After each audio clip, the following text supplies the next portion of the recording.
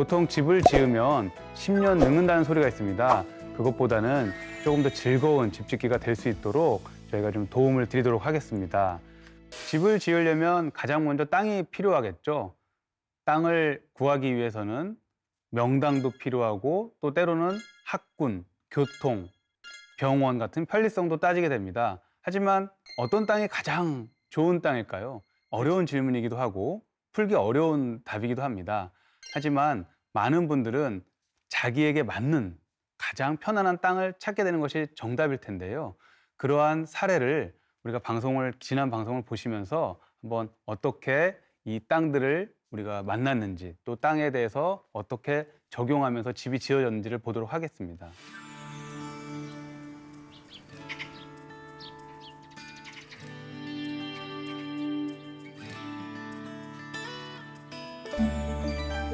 비탈진 경사지에 떡하니 올려져 있는 집, 마치 집이 공중에 떠 있는 것 같습니다.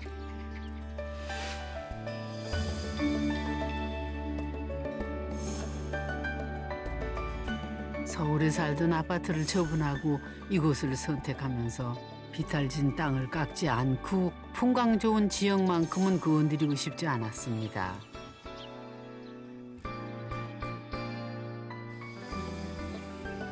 흔해지 않고 딱 마음에 들었어. 경사면을 해치지 않고 자연을 훼손하지 않고 모험이죠. 살아보니까 불편한 것보단 득이 더 많아. 짜릿짜릿 나만 아는 그것이 뭐 자연의 유기농을 먹어서 좋다, 공기가 좋다 이런 게 아니고 잠깐 들어오는 햇빛. 난로를 떼고 겨울에 눈이 하얗게 왔을 때 요 푸근한 그런 거. 아파트 해서 돈이 얼마 올랐다, 은행에 얼마 올랐다 그거 하고 그 짜릿한 마음을 교환할 수는 없어요.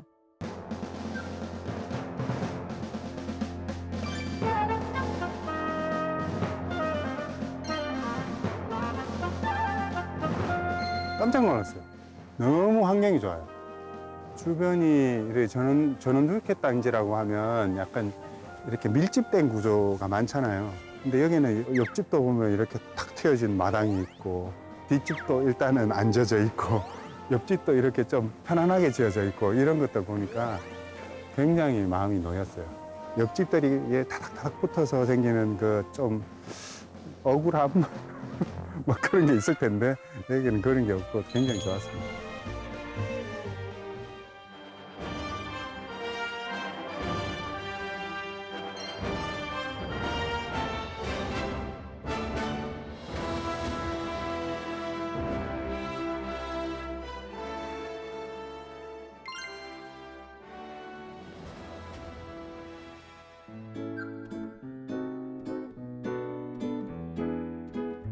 발걸음을 멈추게 한 집이 나타났습니다. 언덕 위에 집이 있는 건지 땅 속에 집이 묻힌 건지 마치 영화 반지의 제왕에 등장했던 호빗의 집 같습니다. 에너지 절감을 위해 집 크기의 절반을 땅 속에 묻고 지었다는데요. 이 집의 설계도 본인이 직접 했지요. 그 집이 땅에 반 이상 이렇게 묻혀 있을 때 여름에 시원하고 겨울에 좀 따뜻할 수 있는 그런 좀 에너지 절약적인 그런 친환경 주택을 제가 좀 직접 설계를 해서 처음에 서울에 살 때는 뭐든지 전형적인 장난감을 갖고 놀았어요. 여기 시골로 오니까 장난감이 아닌 이런 아까 말씀드렸듯이 낙엽이라든지 돌 이런 걸로 이제 자기만의 이런 만화가 생기더라고요.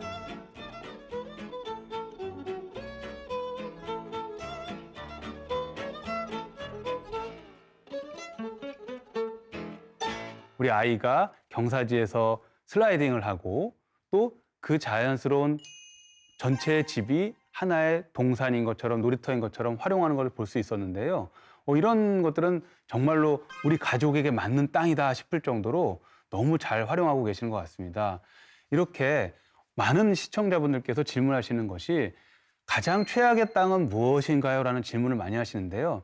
솔직히 건축가들한테 최악의 땅이라는 건 없습니다. 건축가들한테 최악의 땅은 집이 지어질 수 없는, 법적으로 완성할 수 없는 땅이죠. 가령 땅이 있는데 도로가 접해 있지 않다거나, 혹은 임야인데 너무 급한 경사나, 혹은 나무가 많이 밀도가 높아서 그 산을 그대로 보존해야 한다거나, 아니면 농사를 지어야 되는, 우리가 절대 농지라고 부르는 그런 땅들은 피해야 되는 땅입니다.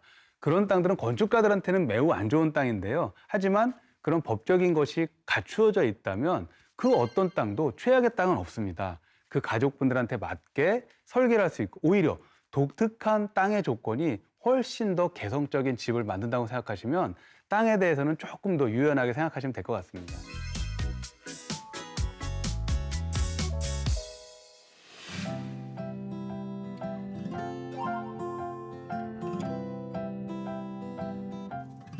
방금 보셨던 화면은 어떤 특징이 읽혀지세요?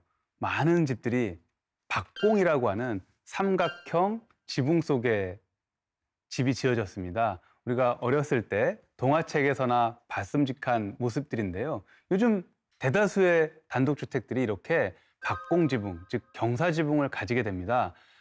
그 이유는 무엇일까요? 그것은 바로 경사지붕이라고 하는 특성인데요. 그 삼각형 공간을 우리가 사용할 수 있다는 데 있습니다. 즉 다락인데요. 자연스럽게 경사를 만들다 보니까 그 속에 말씀드린 다락이 만들어지고 또 추가로 공간을 가지게 되는 그런 효과를 가져오게 된 것입니다.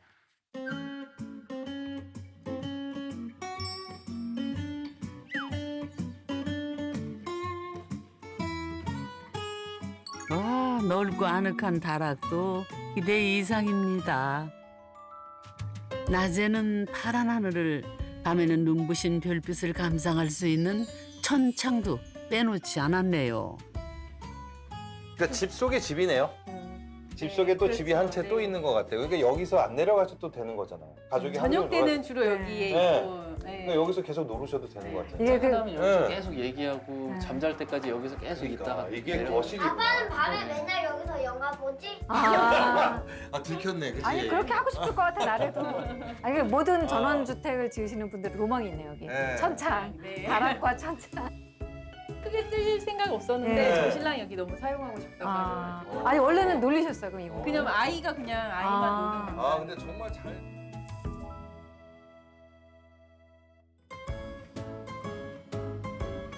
비밀의 방은 결이에게 혼자만의 시간을 선물하기 위한 회심의 설계였죠. 드디어 뾰족 지붕 아래 숨겨진 곳을 보는 건가요? 네, 이거 아닌데? 엄마 다시. 그거 언제야? 엄마. 이쪽으로 밀면서 하면 안 될 수도 있어. 안 넘어질 수도 있어. 오지? 언제가 이겼다. 검색해볼까? 친구의 좋아요.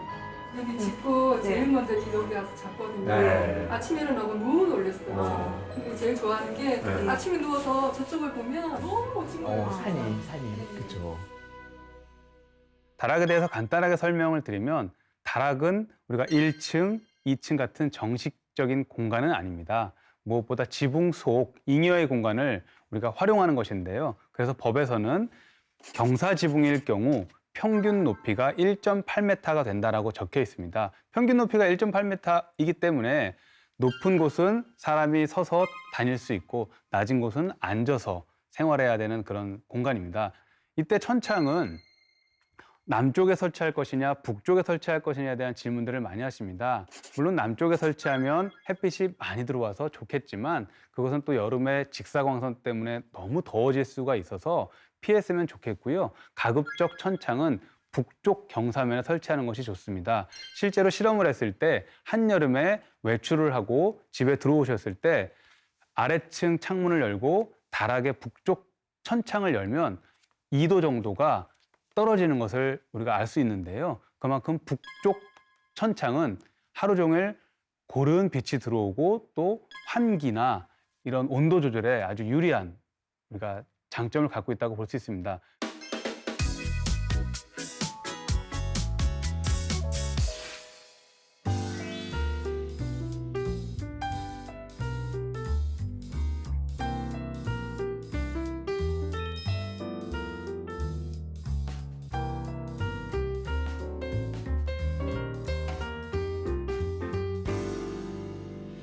단독주택 하면 가장 대표적으로 떠오르는 것이 많은 수의 창문일 것입니다. 단독주택에 가니까 왜 이렇게 창문이 많은 거야? 이렇게 많아도 되는 거야? 라는 질문들을 하는데요. 창은 크게 3가지 요구 조건 때문에 설치를 합니다. 외부에서 빛을 받아들여야 되고, 집안 공기를 환기를 시켜야 되고, 그리고 집 바깥의 풍광을 집 안으로 끌어들이면서 조망을 하기 위한 용도인데요. 이 조망을 하기 위한 용도로는 단독주택이기 때문에 더더욱 필요한 것 같습니다. 많은 분들께서 질문을 하시는 거는 여기 너무 추워 보이는데 혹은 너무 덥지 않으세요? 라는 질문을 하신다고 합니다. 부부의 조화로운 삶이 담긴 조화로운 집.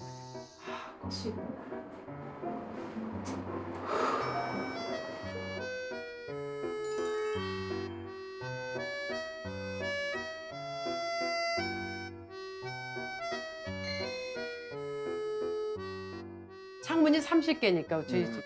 아니 집에다 창문을 그렇게 많이 하면은 난방비 들어서 안 된다고 막 반대를 하시는 거를 난 얼어 죽어도 좋으니까 창문이 많아야 된다고.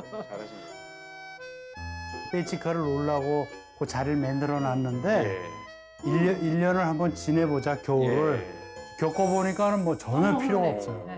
그러니까 춥질 않아요 목조주택이. 발걸음을 사로잡은 집이 있습니다. 창은 또 얼마나 많은지 무려 29개네요. 뻥 뚫린 천장입니다. 와, 2층을 막지 않고 빈 수직 공간을 두었는데요.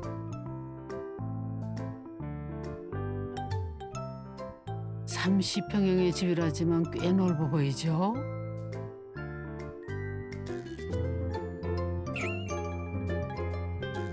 집이 뻥 뚫려 있어 혹 불편한 점은 없었을까요? 저희 집에 오시는 분들이 대부분 너무 춥지 않아요? 뭐 난방비 많이 들지 않아요? 하는데 저희가 아파트에 30평대 살았는데 반값도 안 나오는 거예요. 도윤이가 처음에 이사 와서 막 저한테 이렇게 울먹울먹 하면서 오더니 엄마 저희 집이 너무 좋은데 안 좋은 점이 한 가지 있어요. 그래서 저 너무 놀라서 너무 더워요. 그때가 겨울이었거든요. 2층의 높은 창이 관역이 됐네요. 입체적인 공간은 아이들을 창의적으로 만든답니다. 실제 입주해 보시면 그동안에 살았던 아파트보다 훨씬 난방비가 적게 들어요, 훨씬 냉방비가 적게 들어요 라는 말을 아주 쉽게 하시는 말씀을 들을 수가 있습니다. 그것은 바로 현재 우리가 법으로 지정된 단열재가 매우 잘 되어 있다고 생각하시면 될 것 같습니다. 단열에 대한 우리나라의 법규인데요. 단열재가 매년 두꺼워지기 시작해서 제가 학교 다닐 때 혹은 2000년대 초반에 비해서 지금은 거의 3배에 가까운 단열을 해야지만 집을 지을 수가 있습니다. 지금은 우리가 정해진 단열대로 그대로 적용만 한다면 이제는 추위와 결로 이런 이 냉난방이 잘못돼서 이루어지는 불편함은 없을 거라고 생각합니다. 혹시 창의 크기가 내가 이 방에 작은 창을 해야 돼, 큰 창을 해야 돼 고민이 된다 하시면 저는 개인적으로 큰 창을 설치하라고 권해드리고 싶습니다. 작은 창을 설치해서 조금 답답함보다는 그래도 훨씬 더 편안함, 시원함을 느끼실 수 있을 것 같습니다.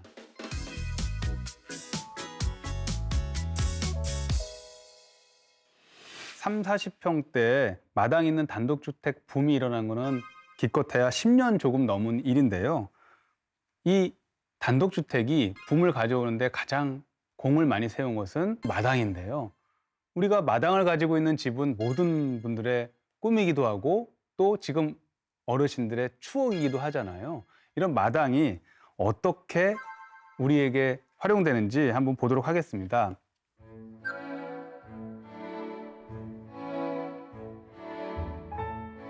경상남도 하동 십리벚꽃길 언덕에 집을 지었습니다.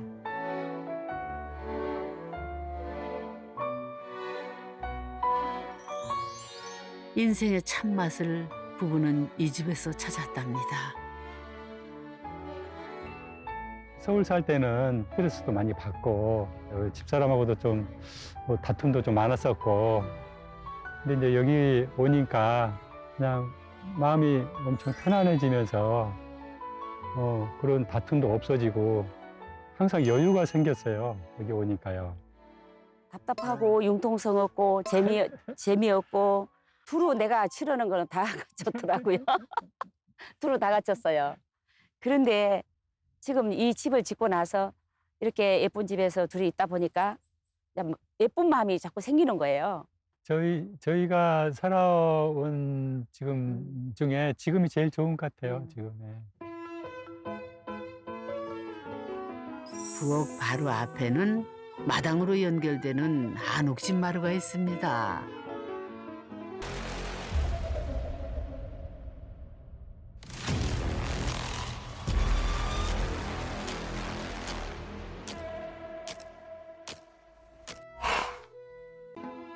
한옥집 마루는 마당을 지나 멀리 집 앞의 풍경을 훤히 내다볼 수 있는 곳이죠. 처마 끝에서 먼 산까지 이어진 풍경이 부럽습니다. 무채색의 벽이 꽁꽁 둘러싼 집입니다. 숨겨진 창만 살짝 보일 뿐 지붕까지 깊어 도무지 속으로 알 수가 없는데요. 이 집에 놀라운 반전이 숨어 있답니다. 집의 한가운데에 들인 중정입니다. 사면이 통유리라 빛과 바람이 넉넉하게 들어온다네요.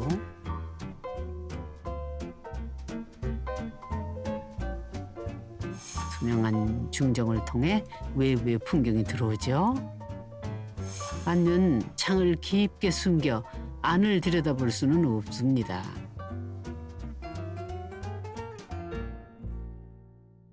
일단 저희 신랑의 성향은 많이 내향적이고요. 그리고 저는 내향적인 부분과 외향적인 부분이 좀 섞여 있는데 공동체 마을이니까 따닥따닥 붙어 살잖아요. 그래서 일단 외부는 좀 다른 분들이 보기에 불편하거나 어려웠으면 좋겠다. 그러니까 좀 폐쇄적이었으면 좋겠다. 그런데 내부까지 그렇게 폐쇄적이거나 어두우면 좀 답답하니 내부는 좀 개방적이면 좋겠다. 네, 그거 원하는 건 딱 하나예요 라고 말씀을 드렸죠. 근데 저희 건축사님께서 아하하하하 이렇게 웃으셨어요. 아하하. 조그만 집을 짓는데 외부는 폐쇄적인데 내부는 개방적이라고 피오? 아하하하 이렇게 웃으셨던 게 기억이 나죠. 서울살이에 지쳤던 부부. 아이들 방에 소중한 마음을 담았습니다. 작가를 꿈꾸는 윤희에겐 안성맞춤이라죠. 어떤 느낌이냐면 제가 고양이가 돼가지고 박스에 온 느낌이에요. 그만큼 아늑해요. 그렇게 안은 열려있지만 밖은 닫힌 묘한 집이지요. 마당은 개방적인 공간이면서도 외부와 나를 연결해주는 아주 중요한 공간입니다. 그 마당을 어떻게 집과 마주할 것이냐는 설계할 때부터 매우 중요한 이슈인데요. 여러 가지가 있겠지만 가장 중요한 것은 마당과 집을 그냥 1대1로 케이크 자르듯이 단절하는 것이 아니라 중간을 연결하고 마당에서 집까지 가는 과정을 자연스럽게 연결해 주는 것이 좋다고 봅니다. 예를 들어서 툇마루나 대청마루 혹은 그늘 공간 같은 것을 만들어 주게 되면 바로 문을 열어서 마당으로 나가는 것이 아니라 한 번 더 거쳐서 거기서 쉬었다가 나가기도 하고 앉을 수도 있고 또 때에 따라서는 식사를 할 수도 있고 다양한 활용을 할 수 있는데요. 그것이 없다면 그냥 비 오는 날은 마당을 나갈 수가 없고 또 햇빛 쨍쨍한 날도 집 안에만 있게 되는 그런 마당을 활용할 수 없는 집이 될 수 있습니다. 그래서 이왕이면 마당을 잘 활용하고 싶으신 분들이라면 집과 마당 사이에 중간 영역을 잘 만들게 되면 훨씬 더 좋은 집이 또 혹은 풍성한 집이 될 것이라고 믿습니다.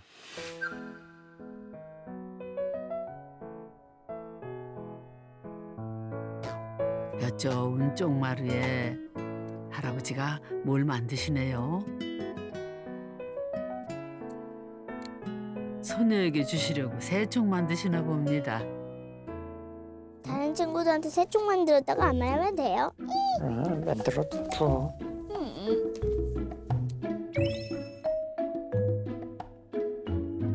저게 새다 생각해요, 나무예고. 뭐를 해도 행복한 두 분.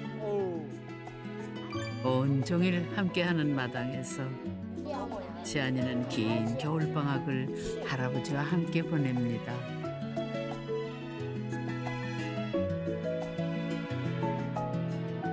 너무 지안이가 좋아하는 할머니, 할아버지와 가깝게, 그리고 그것을 전원해서 보낸다면 그것만큼 좋은 것은 없겠다라는.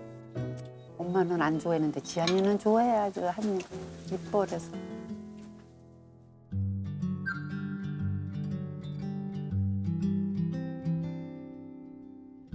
가운데 데크를 중심으로 가로로 길게 앉힌 집. 바닥에 데크를 깔고 지붕을 연장한 이곳은 집 안과 밖을 잇는 전이 공간인데요. 그늘 밑에서 자연을 누리는 최상의 장소랍니다. 서양에서 흔히 볼 수 있는 포치는 원래 현관 앞에 있는 공간입니다. 책을 읽거나 잠시 쉬는 곳이죠.